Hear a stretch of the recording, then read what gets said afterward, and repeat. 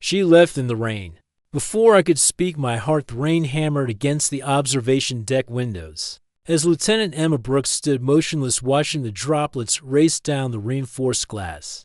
Like tears she refused to shed herself. 3 months ago, the diplomatic vessel arrived at Earth carrying representatives from the Volrene Empire, a species that had been observing humanity from the shadows for generations. And now they wanted to establish formal contact with what they called the most emotionally complex species in the known galaxy. Emma had been assigned as the human liaison to Commander Zara, a tall, elegant alien woman whose silver skin seemed to shimmer under any light, and whose eyes held depths that reminded Emma of nebula swirling with unspoken thoughts and feelings that crossed species. And understanding Volrene looked almost human except for the subtle differences that made them hauntingly beautiful in ways that seemed impossible. Their movements were too graceful, their voices carried harmonics that made human hearts ache with unnamed longings, and their emotional capacity far exceeded anything humanity had ever encountered in themselves. Orther Charlotte was different from her people, though.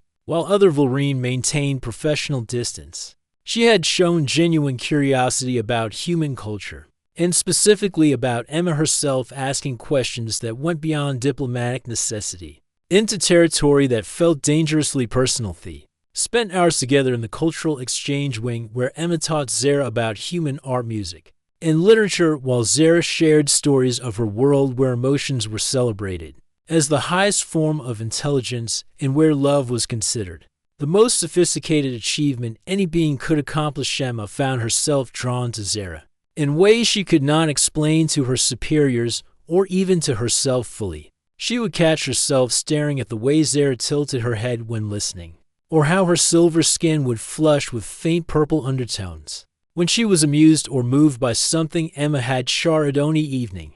While they reviewed human poetry, Zara had placed her hand over Emma's to stop her from turning the page, and the touch that sent electricity through Emma's entire body, making her breath catch and her heart hammer so loudly she was certain Zara could hear it. Zara had looked at her with those nebula eyes and said in her melodic voice that among her people such a reaction would indicate a soul bond forming, something rare and precious that transcended mere physical attraction or simple friendship. Emma had pulled her hand away gently, trying to maintain professional composure, while her mind raced with implications and fears, because humans were not supposed to fall for alien diplomats, and liaisons were not supposed to develop feelings that could compromise their objectivity and judgment. But the damage was already done, and over the following weeks, Emma found every excuse to be near Zara, to extend their sessions, to volunteer for additional diplomatic duties that would put them in the same room, breathing the same air, existing in the same spot. Zara seemed to understand what was happening between them, and Emma could see the same conflict playing in those expressive eyes, the same tension between duty and desire that kept Emma awake at night, staring at her ceiling, wondering if beings from different worlds could ever truly bridge the gap between them. Breakthrough came during a crisis when a faction of human separatists attacked the diplomatic compound, attempting to sabotage the peace talks and drive the Volrene away from Earth permanently. Emma had thrown herself between Zara and an armed attacker, taking a glancing blow that left her unconscious and bleeding on the polished floor, while chaos erupted around them. She woke in the medical bay to find Zara sitting beside her bed, holding her hand with both of hers, and Emma could see tracks on that silver face where tears had fallen, tears that shimmered like liquid starlight. Zara had spoken then in a voice raw with emotion, telling Emma that among her people, when someone was willing to die for another, it was the highest declaration of love possible, more meaningful than any words or gestures. Emma had tried to speak, to explain that she was just doing her duty, protecting a diplomatic guest. But Zara had placed a finger gently against her lips and shook her head, saying that Emma's heart had already spoken louder than any words could. They had kissed, then soft and tentative at first, then deeper, as years of loneliness and longing poured out from both of them, meeting in that moment of perfect understanding that transcended language and species. For 2 weeks they existed in a bubble of stolen moments and secret meetings, knowing that what they had was precious, but also knowing it could not last, because Zara's mission was always temporary and Earth was Not her home orders came on a Tuesday morning delivered by Zara's second-in-command, that the Volrene delegation would be departing in 3 days, returning to their homeworld to present their findings about humanity to the Imperial Council. Emma had felt her world tilt and crack because she had known this was coming, had known from the beginning that Zara would leave, but knowing something intellectually and feeling it tear through your chest were entirely different experiences. They met that night in the Garden Dome, where earth plants grew alongside Volrene specimens, creating a hybrid ecosystem that represented what could be possible if beings from different worlds chose to grow together instead of apart. Zara had taken both of Emma's hands in hers and explained that she had a choice to make. She could return to her people and resume her life as a commander following the path that had been laid out for her since birth, or she could do something that no Volrene had ever done before. She could ask for asylum on Earth, giving up everything she had known, her rank, her family, her entire civilization, to stay with the human woman who had somehow become the center of her universe. In just 3 short months, Emma had felt terror and hope war inside her chest because the weight of that decision was crushing. And she knew that if Zara stayed and then later regretted it, Emma would never forgive herself for being the reason this magnificent being lost everything. She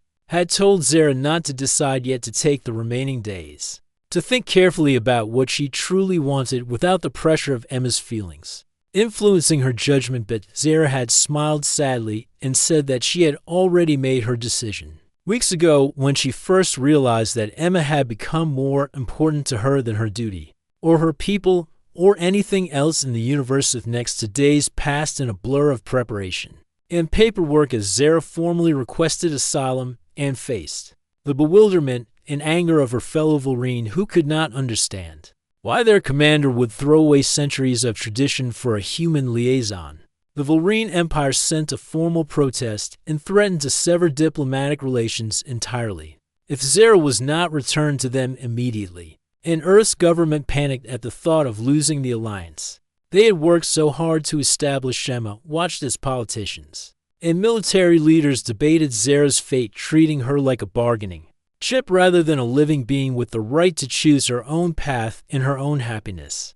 On the 3rd day, the rain began falling in sheets, as if the sky itself was mourning what was about to be lost. Emma received a message from Zara asking her to come to the launch pad immediately, and Emma ran through the rain, her heart pounding with dread. She arrived to find Zara standing at the base of the Volrene transport ship, surrounded by her people who were preparing to depart, and Emma's stomach dropped as she realized what was happening. Zara had changed her mind. She was leaving after all, and Emma felt something vital inside her break into pieces that she knew would never fully mend. Zara saw her and began walking toward her through the rain, which seemed to avoid touching the Volrene's silver skin, as if even nature recognized she did not belong to this world. Emma wanted to run, to scream, to beg Zara not to leave, but she stood frozen as Zara approached with an expression Emma could not read through the rain. And distant, Zara stopped just feet away, and Emma could see that she had been crying, those starlight tears tracking down her face to mix with the rain. She spoke then, and her words cut through Emma like glass, explaining that she could not stay because her people needed her, that Earth's government had made it clear they would not risk war over one individual, and that Zara's sense of duty to prevent bloodshed was too strong to ignore. Emma felt rage and grief choke her throat, but she managed to nod understanding, even as her heart shattered, because of course Zara would choose duty. She was a commander, a leader, someone who put others before herself, even when it cost her everything. Zara reached out and touched Emma's face, gently tracing the line of her jaw with fingers that trembled, and Emma closed her eyes, trying to memorize the feeling of that touch, knowing it would have to last her a lifetime. She wanted to speak, wanted to tell Zara that she loved her, that these 3 months had been the most alive she had ever felt, that she would wait however long it took for Zara to come back to her. But the words caught in her throat, tangled with tears and rain and loss, and before she could force them